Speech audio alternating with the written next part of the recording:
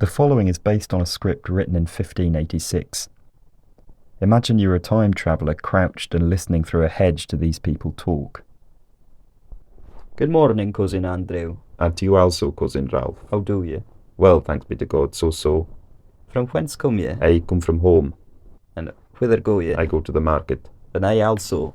Shall go together if you will. I'm glad of your company, but before we go, 'twere good to drink a pint of wine. Whither shall we go?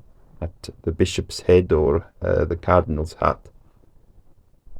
This was written by a French Huguenot refugee called Jacques Bellot in a book called Familiar Dialogues.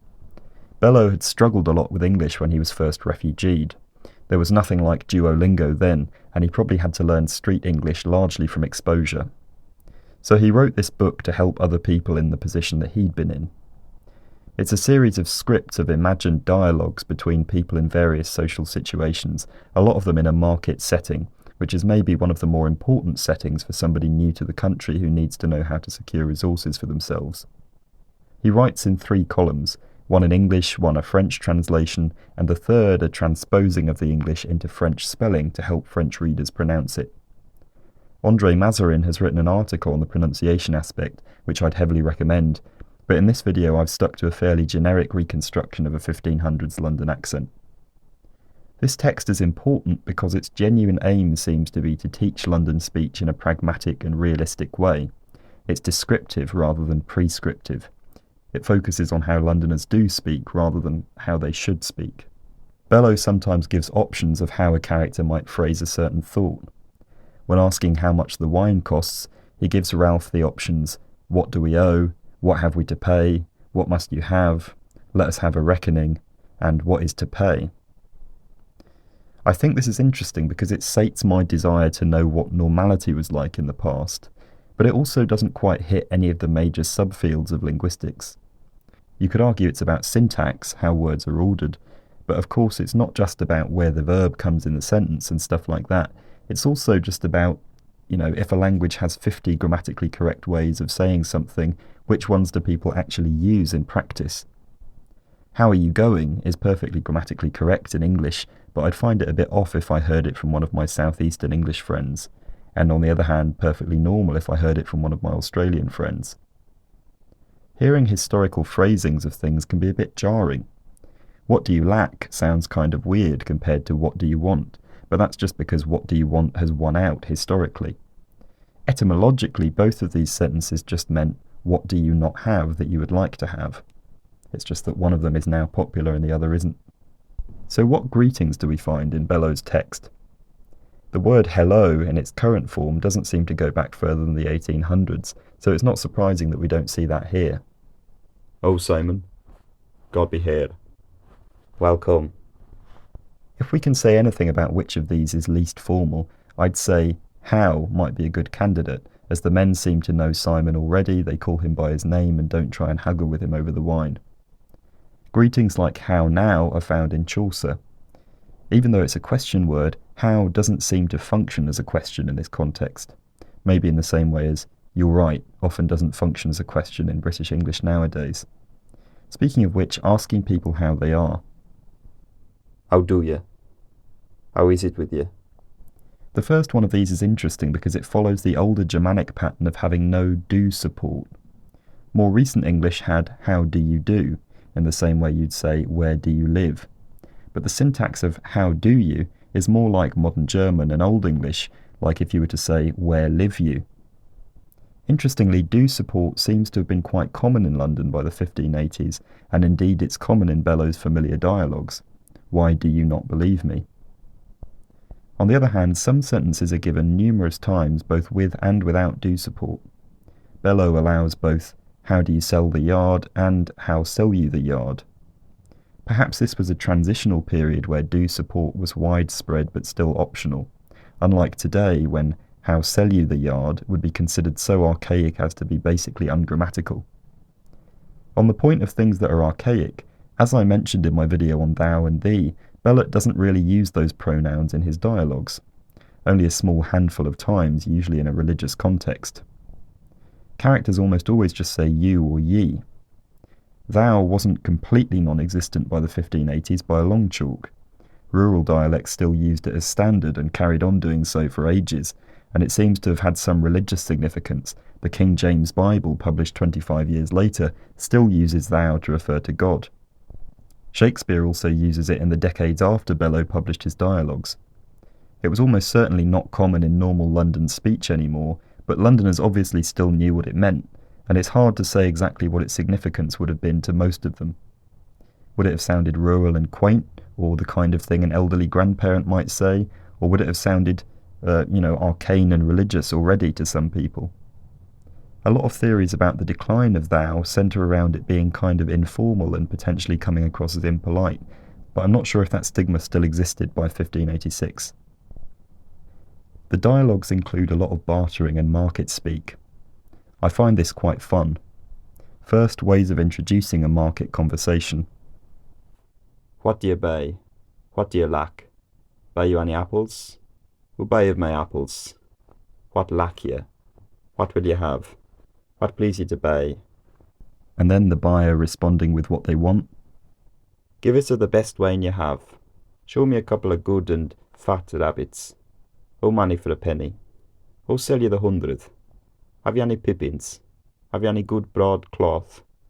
What fish have you? So there's lots of do you have this, do you have that, not too different to nowadays, although without that do support that we'd now have.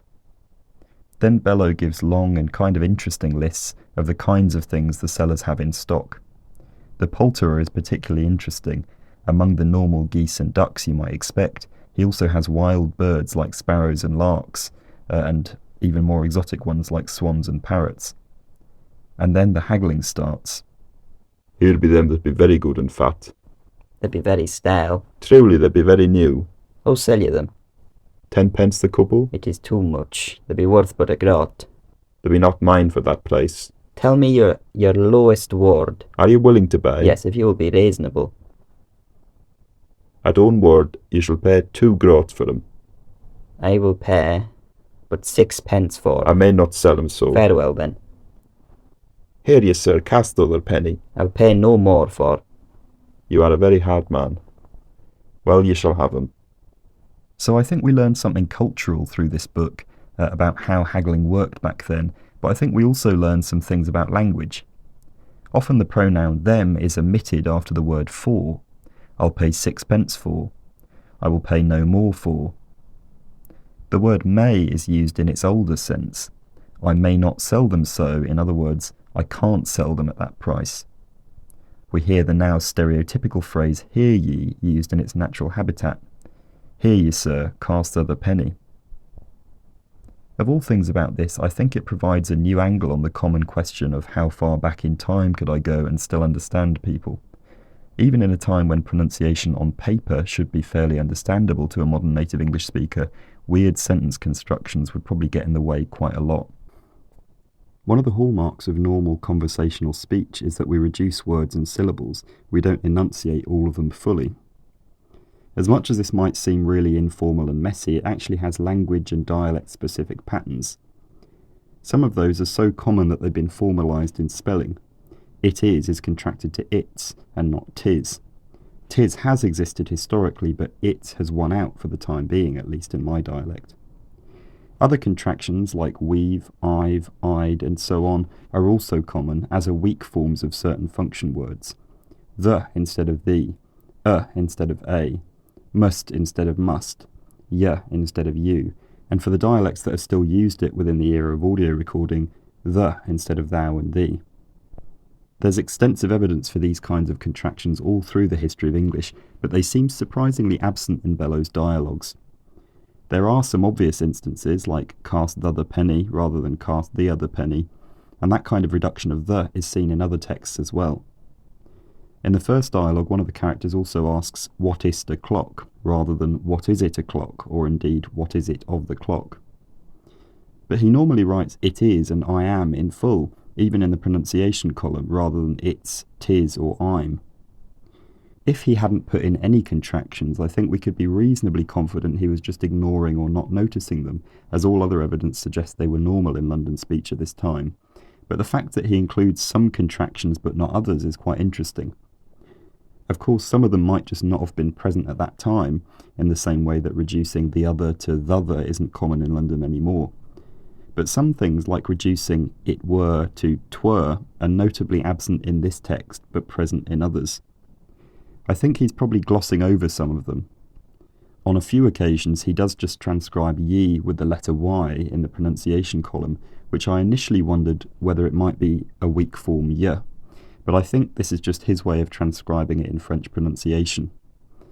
By this point in history, post-Great Vowel Shift would expect the unreduced form of this word to be pronounced ye, so maybe this is just the best way he could think of to write that sequence of sounds in French spelling. Just because it will probably come up in the comments, I'll quickly address the oft-misunderstood factoid that ye was pronounced like the. So anyway, Bellot's transcriptions largely lack the reductions that were probably there in real speech. But that doesn't stop them from being a useful source of sentence constructions and ways that people at the time might have phrased things. We'll end with some ways of saying goodbye. Maybe most interestingly, we get God bwe, which Bellot seems to acknowledge as a contraction of God be with you. This is clearly the expression that went on to become goodbye, but it's interesting that at this time it still seems to have been recognisably a contraction of a longer phrase. It seems welcome could be a way of seeing off an interaction. I would say that welcome on its own probably isn't. It doesn't serve that function in English anymore. And so could farewell or farewell. Thank you very much for watching, and I'll talk to you again soon.